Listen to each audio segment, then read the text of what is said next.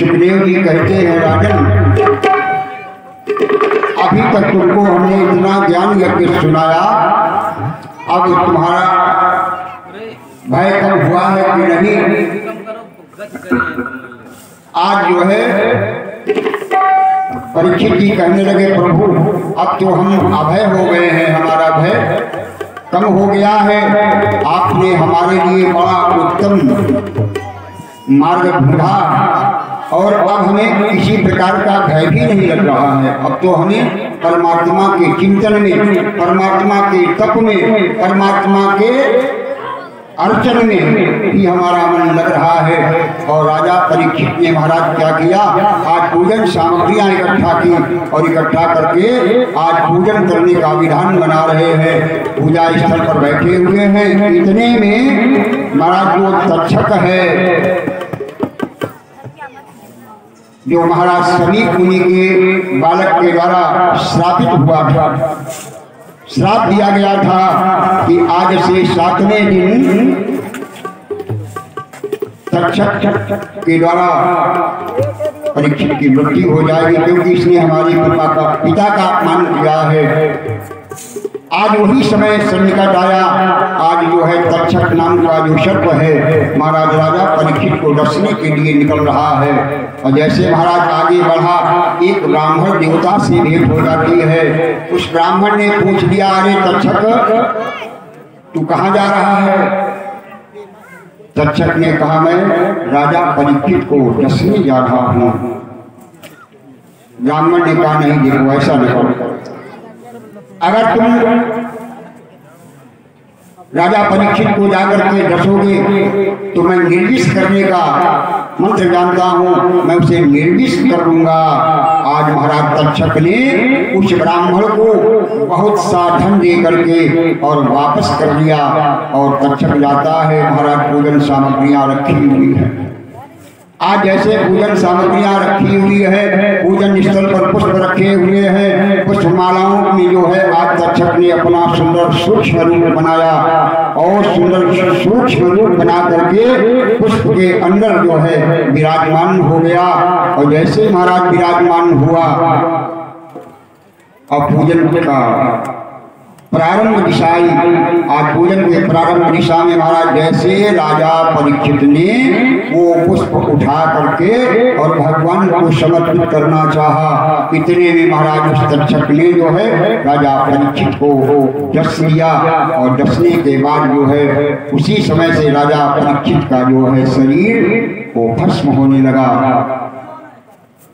और धीरे धीरे करके महाराज जो है भगवान में लीन हो गए। इधर महाराज जैसे परीक्षित के पुत्र जन्मेजय ने सुना, जन्मेजयाम सपितरम श्रुत्वा तक्षक भक्षितम यथा जुहाव शंक्रुद्धौ नागान शत्रैः जनाः सह।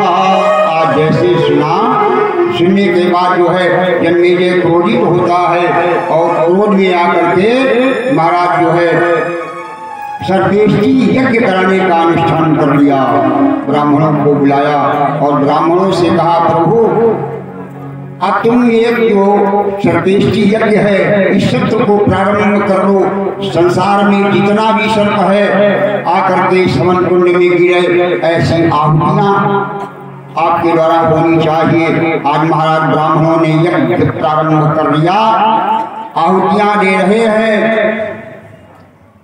ओम सर्वेभ्यो स्वाहा,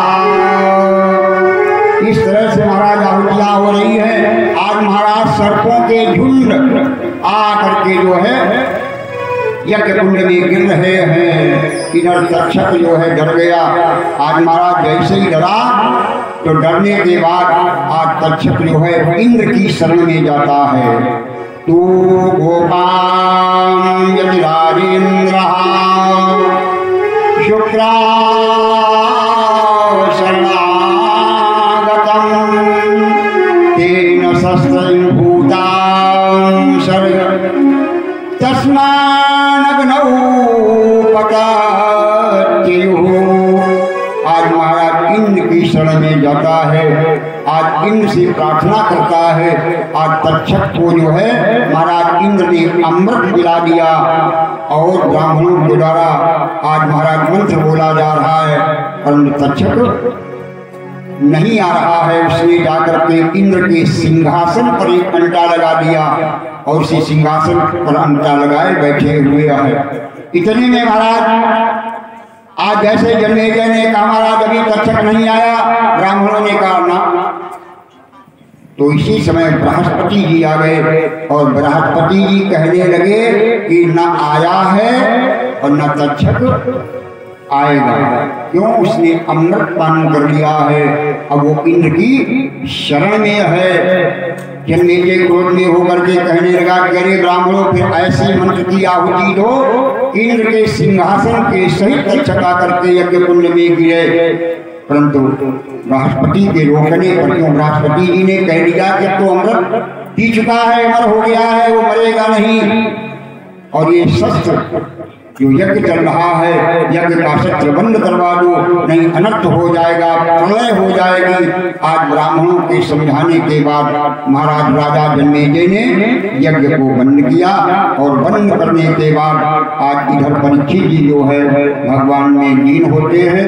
भगवान का भजन करते हुए उन्होंने अपने शरीर को त्याग दिया और अंततः गत्वा भागवत जी के द्वारा उन्हें मोक्ष की गति प्राप्त हुई। इसके बाद सूत जी कहते हैं ऋषियों 88,000 महात्माओं को सूत जी ने ये कथा सुनाई, तो सूत जी कहते हैं ऋषियों देखो कृष्ण अनंत है और उनकी लीला भी अनंत है। उन्हीं के चरण कमलों को ध्यान में रख करके मैंने इस भागवत महापुराण का निर्माण किया है और महाभागवत का अध्ययन करने की भी उन्हीं की हमारे ऊपर कृपा हुई है। इसलिए हम उनको बारंबार नमन करते हैं और उनकी दी हुई जो वस्तु है यानी भागवत तदीयम वस्तु गोविंदम, प्रार्थना करते हैं कि प्रभु आपके द्वारा जो ये हमें वस्तु दी गई है भागवत जी के रूप में, तो तदीयम वस्तु गोविंदम तुभ्यमेव समर्पितम। महाराज ये अब आपको समर्पित है। आपके द्वारा हमें 88,000 महात्माओं को और संसार को भागवत ज्ञान यज्ञ सुनाने का शुभ अवसर मिला। हमारा जीवन धन्य हो गया और भगवान विष्णु को प्रणाम करते हैं। नाम संकीर्तनम यस्याह सर्वपाप प्रणाशनम प्रणामो दुख शमनास्तम नमामि हरि पदम नारायण नमस्कृत्यं नरश्चैव नरोत्तमं देवी सरस्वती व्यासं ततो आज प्रार्थना करते हैं और प्रार्थना करने के बाद भागवत जी को नमन करते हुए और सूत जी अपने 88,000 को शिक्षा देते हुए और भगवान की तपस्या में मग्न हो जाते हैं। और आप लोग भी भगवान का भजन करते हुए और भगवान में मगन हो जाइए। और आज से जो है कथा भागवत जी को विश्राम दिया जाता है। ऐसी के ठीक बात अभी महाराज जी के द्वारा आप लोग सुनेंगे। हमारे अखंड ब्रह्मांड नायक मर्यादा पुरुषोत्तम भगवान श्री राम जी की अपान को भी पावन कर देने वाली पतित पावन संगीतमयी श्री राम कथा। तो लीजिए भगवान का भजन, भगवान का जय जयकारा। और ठीक इसी के बाद महाराज जी के द्वारा आप लोग सुनेंगे सुंदर श्री राम जी की पावन कथा।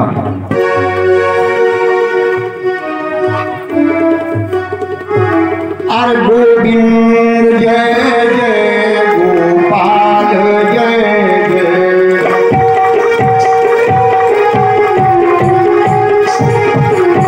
गोविंद जय जय गोपाल जय जय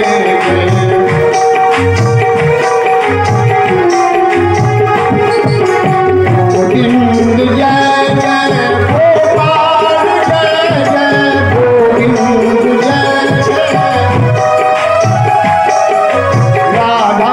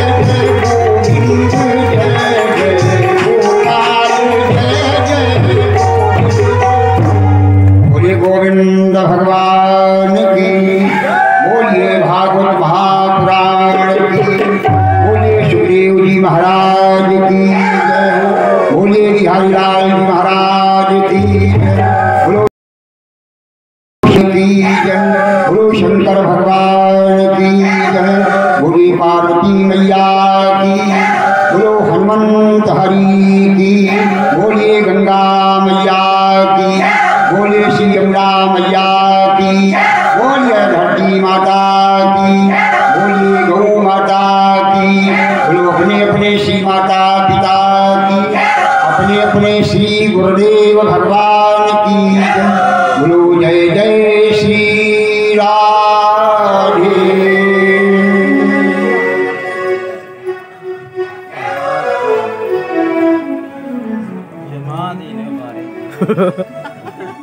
नाम कर दी।